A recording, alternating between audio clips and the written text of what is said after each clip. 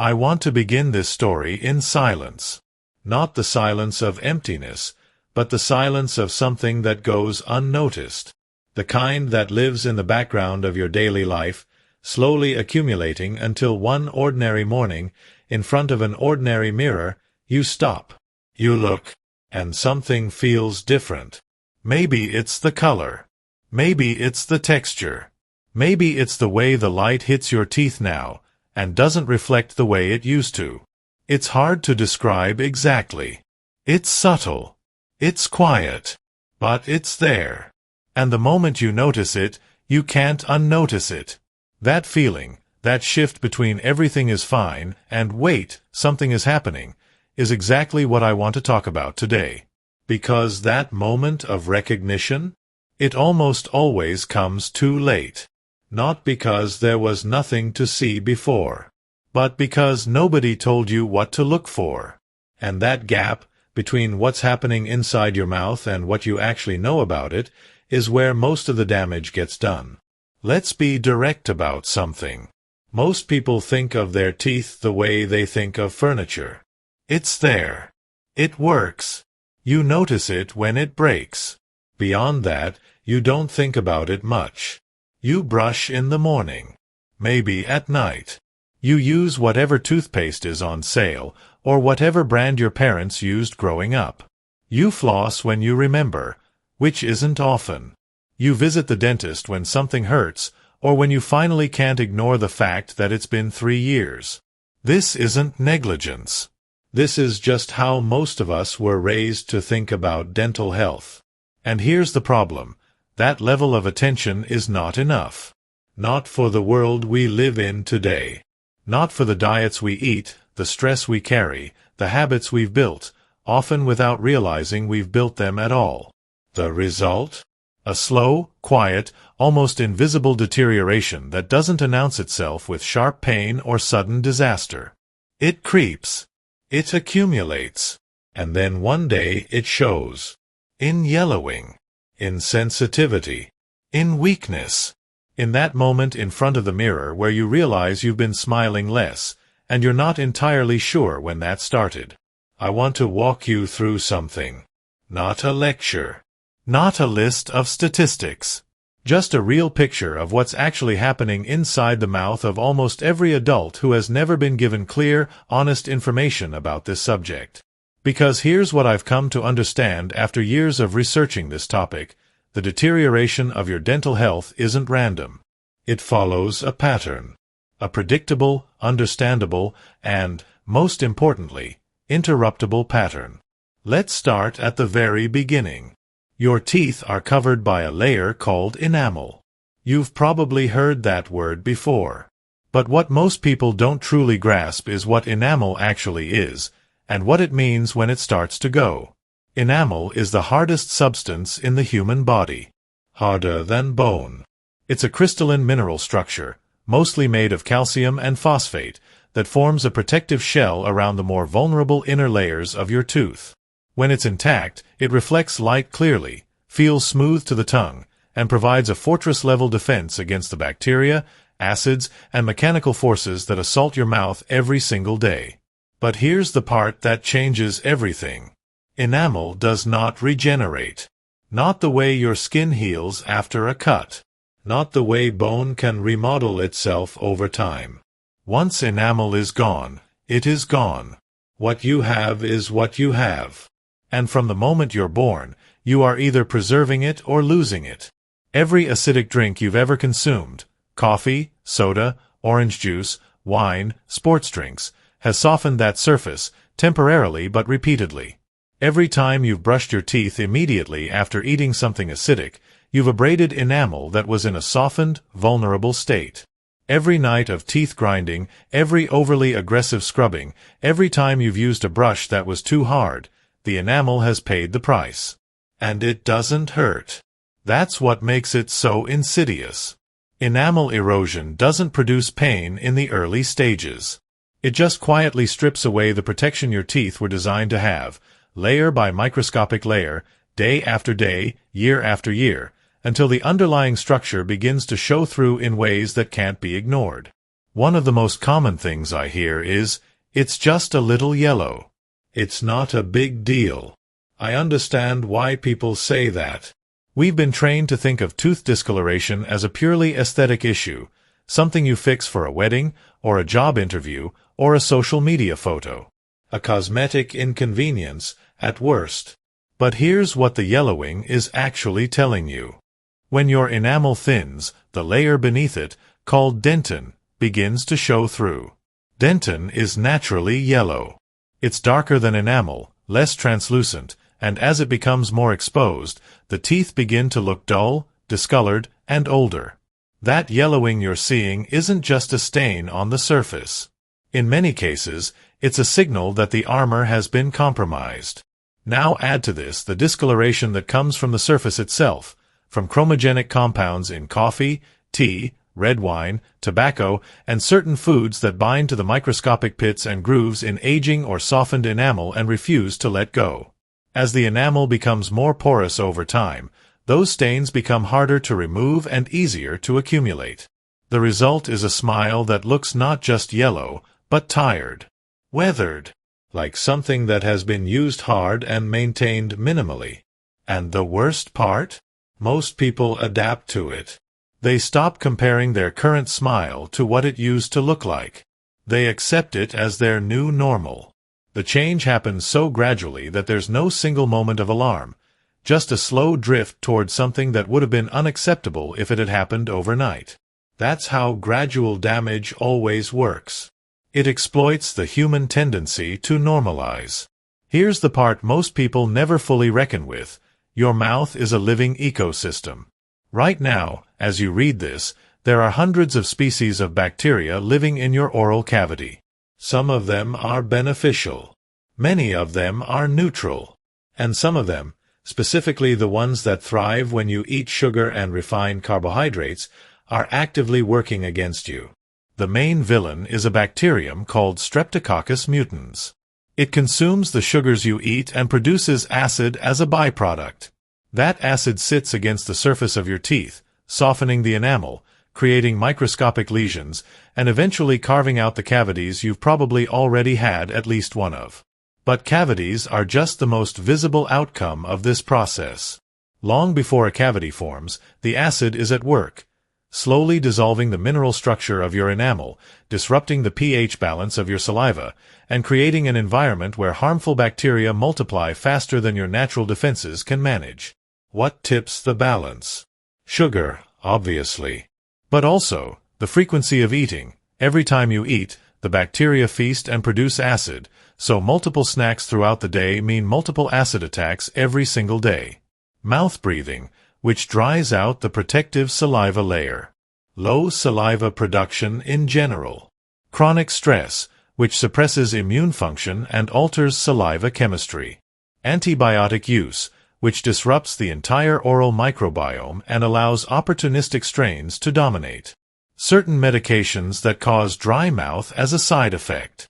And the chronic lack of the minerals, calcium, phosphate, fluoride, that your enamel needs to remineralize between attacks. When all of these factors stack up, as they do for most adults living modern lives, the bacteria win. And they win quietly, incrementally, over months and years, before the damage becomes visible enough to demand attention. This is not a failure of hygiene. It's a failure of understanding. Because you cannot manage a system you don't know you're running. This is the part one really want you to sit with, because this is where most people are unknowingly accelerating a problem they don't even know they have. These aren't rare or unusual behaviors. These are things the average person does every day, often because they were taught to, or because it simply seemed logical. Brushing immediately after eating. After you consume anything acidic, coffee, citrus, soda, vinegar-based dressings, fruit, the pH in your mouth drops and your enamel temporarily softens. If you brush within about 30 minutes of this, you are physically scrubbing away enamel that is in its most vulnerable state. The popular advice of brushing right after every meal is not universally good advice. Sometimes, waiting is the wiser choice. Rinsing with water and waiting before brushing protects the enamel you still have. Brushing too hard. There is a deeply embedded belief that more pressure means more clean. In reality, the mechanical act of brushing requires very little pressure to be effective against plaque, which is a soft biofilm, not a hardened residue. Excess force doesn't remove more plaque. It removes gum tissue and erodes enamel. Over years, this creates a condition called toothbrush abrasion. Visible grooves at the gum line, receded gums, increased sensitivity, and permanent structural damage that no toothpaste can undo. Rinsing with water immediately after brushing. This one surprises a lot of people. When you rinse your mouth thoroughly right after brushing with fluoride toothpaste, you wash away the protective fluoride film before it has had a chance to bond with your enamel surface.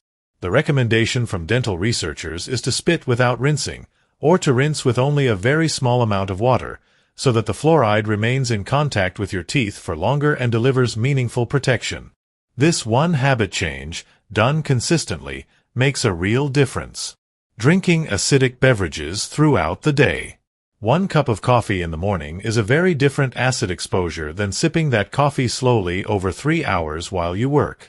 Constant, prolonged exposure means your enamel never gets a window to remineralize between acid attacks. The frequency of exposure matters as much as the amount. If you drink acidic beverages, consuming them in a concentrated time window and following with water is significantly less damaging than slow, continuous sipping across hours. Skipping hydration. Saliva is your mouth's primary defense system. It buffers acid, washes away food debris, delivers minerals to the enamel surface, and contains antimicrobial proteins that keep bacterial populations in check. When you're dehydrated, saliva production drops, and the entire protective system is weakened. Chronic mild dehydration, which most adults experience without recognizing it, quietly impairs oral health every single day. Simply drinking more water, consistently, is one of the most underrated things you can do for your teeth. Ignoring the tongue, cheeks, and gums. The bacteria that drive dental disease don't live only on your teeth. They colonize your tongue, your inner cheeks, and the spaces between your teeth and gums. If you brush your teeth but leave the rest of the oral environment untouched, you're constantly reintroducing bacteria to the surfaces you just cleaned. Tongue scraping, in particular, has solid evidence behind it as a way to significantly reduce bacterial load in the mouth. Using alcohol-based mouthwash as a daily rinse. Alcohol-based mouthwashes can disrupt the balance of the oral microbiome, kill beneficial bacteria alongside harmful ones, and dry out the mouth, the opposite of what you want for long-term oral health. Used as a substitute for mechanical cleaning, they miss the physical plaque removal that nothing liquid can replicate. If you use mouthwash, the formulation, timing, and purpose all matter far more than most labels communicate. None of this is exotic behavior. Most of these habits are exactly what the average person does because that's what they were told or what they assumed was correct. The damage isn't coming from not caring.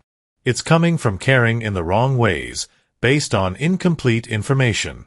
Let me step away from the biology for a moment and talk about something that doesn't appear in dental charts or x-rays, but is just as real as any cavity. There is a specific way that dental insecurity changes how a person moves through the world. It starts small. You become aware of your smile in a way you never were before. You stop laughing with your mouth fully open. You turn slightly away when someone takes a photo. You cover your mouth with your hand in conversation, almost reflexively, without deciding to. You avoid close distances in social situations. You speak a little faster, a little more clipped, so your mouth is open for less time. None of this is dramatic. None of it feels like a major loss in the moment. But accumulated over months and years, it quietly reshapes how you express yourself. You become smaller. Not because anything fundamental has changed, but because this one private source of discomfort has built an invisible wall between who you are and how you show up. I've heard from people who say they haven't smiled openly in a photograph in years, who feel a flash of anxiety when someone leans in close in conversation, who meet new people and immediately wonder what is being noticed, what impression is being made, what the person across from them is thinking about their teeth. This is not vanity. This is not superficiality. This is the very real psychological toll of something that feels both shameful and uncontrollable, a combination that tends to silence people rather than move them toward solutions. And here's what I want to say directly to anyone who recognizes themselves in that description. What you're experiencing is far more common than you know. And it is not permanent. It is not beyond repair. The version of you that smiles without thinking about it, that laughs fully, that is present in photos and conversations without a background layer of self-consciousness, that version is not lost. It's just waiting on the right information and the right actions. I want to be clear about something before we continue. I am not here to sell you magic. There is no single product, no miracle rinse, no overnight transformation that fundamentally changes the dynamics of what we've been discussing. What there is, and this is genuinely important, is a set of principles, habits, and interventions that, applied consistently and correctly, can meaningfully shift the trajectory of your oral health. Not instantly, not dramatically overnight, but over weeks and months, in ways that are real, measurable, and visible. Remineralization. While enamel cannot grow back from nothing, it can be remineralized. Early-stage enamel erosion, microscopic surface lesions that haven't yet progressed into full cavities, can be reversed with the right conditions. This requires specific minerals in the right concentrations making sustained contact with the tooth surface. Products containing nanohydroxyapatite, a form of calcium and phosphate that closely mimics the natural structure of enamel, have shown genuine clinical promise in this area. Fluoride, applied correctly and allowed to stay in contact with the teeth rather than rinsed away, also promotes remineralization.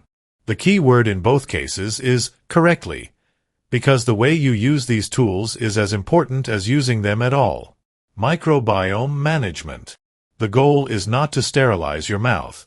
That would be both impossible and counterproductive. The goal is balance. Probiotic strains, particularly certain lactobacillus species, have been shown in research to compete with and suppress the more harmful oral bacteria, shifting the ecosystem in a healthier direction. A diet significantly lower in simple sugars and refined carbohydrates creates the most fundamental possible shift, because you are literally removing the fuel source that the harmful bacteria depend on. Less fuel means less acid production, which means less enamel attack, every single day. pH management throughout the day. Keeping your mouth's pH closer to neutral, more consistently across the day, dramatically reduces the cumulative time your enamel spends in an acidic environment. This means strategic timing of acidic foods and drinks, consistent water intake, chewing xylitol gum after meals. Xylitol actively inhibits the growth of Streptococcus mutans and stimulates saliva flow, and paying particular attention to the evening and nighttime period, when saliva production naturally drops and the mouth becomes its most vulnerable. Mechanical hygiene. Done correctly. Soft bristled brush. Light pressure. Proper technique covering all surfaces, including the gum line, for at least 2 full minutes, twice daily. Electric toothbrushes, particularly oscillating rotating models, consistently outperform manual brushing in clinical studies for plaque removal. Interdental cleaning, whether with floss, interdental brushes, or a water flosser, is non-negotiable. The surfaces between teeth are where some of the most destructive bacterial activity occurs, and where a standard toothbrush never reaches. The nighttime window. This is perhaps the highest leverage single point of intervention available to most people. During sleep, saliva production drops significantly. If harmful bacteria, acid residue, or sugar are present on your teeth as you fall asleep, they have hours of uninterrupted low saliva time to do damage. Brushing thoroughly before bed, with a remineralizing toothpaste, without rinsing, and addressing the entire oral environment, not just the teeth, is the single most protective habit you can build. And if you grind your teeth at night, which a significant portion of the adult population does without being aware of it, a custom night guard is not a luxury. It is the protection of a resource that cannot be replaced. Here's what I have observed, consistently, about the people who genuinely transform their oral health. It isn't that they found a special product. It isn't that they suddenly had access to expensive treatments or cutting-edge technology. What changed was their understanding. They crossed a threshold from vague awareness that something was wrong to genuine comprehension of the mechanism, the timeline, the factors, and crucially, the specific actions that map to specific outcomes. That understanding changed everything. Because when you know that brushing right after coffee is damaging rather than protective, you wait. When you know that rinsing after toothpaste washes away the fluoride you just applied, you stop rinsing. When you know that the most critical brushing of your day is the one before sleep, you stop treating it as optional. When you understand what your mouth needs to remineralize during the night, you stop doing the things that prevent it. None of these changes are difficult. None of them require spending significant money. None of them demand willpower or sacrifice in any meaningful sense. They just require knowing. And knowing the right things, not the oversimplified, half-true, or actively incorrect things that pass for dental health advice in most consumer contexts, but the real, evidence-based, mechanistically grounded information that makes behavior change feel obvious rather than effortful. I want to make explicit something I've been building toward throughout this entire conversation. Your oral health is not separate from your overall health. It is connected to it in ways that medical research has been documenting for decades, and that still aren't communicated clearly enough to the general public. Chronic periodontal disease, the long-term inflammation of the gums and supporting structures of the teeth, has been linked to cardiovascular disease. The same bacterial species found in infected gum tissue have been identified in arterial plaque. The inflammatory signals generated by gum disease circulate systemically and contribute to the low-grade chronic inflammation that underlies heart disease, diabetes complications, and a growing list of other systemic conditions. The research on the oral systemic connection is substantial. Severe gum disease is associated with increased risk of certain cancers, with adverse pregnancy outcomes including premature birth, with poor glycemic control in people managing diabetes, with cognitive decline in aging adults, with respiratory infections caused by the aspiration of oral bacteria into the lungs. Your mouth is not a closed compartment. It is the entrance to your body. The health, or the disease, that originates there doesn't stay there. It travels. And the consequences of neglect compound over time in ways that extend far beyond the cosmetic, far beyond the discomfort of a cavity, into the kind of systemic health outcomes that most people would never think to connect to what's happening in their teeth and gums. This is why I say, without any exaggeration, this was never just about aesthetics. The smile matters, yes, and we've talked about why. But beneath the smile is a system that is either working for you or against you, every single day, in ways that affect your whole life. If you've stayed with me this far, something in this resonated. Maybe you recognized specific habits. Maybe you saw yourself in the description of confidence slowly shrinking. Maybe you've been sitting with an awareness of your own dental health that you haven't known how to address. Whatever brought you here, this is the right time to act on it. Not because of fear. Not out of shame. But because understanding is the beginning of change, and you now understand more about what's actually happening than most people ever will. In the first link in the description, there is a complete practical guide, built around the same principles we've covered today, for anyone dealing with yellowed teeth, weakened enamel, sensitivity, or simply wanting to get ahead of a process that compounds over time if left unaddressed. It doesn't require expensive procedures.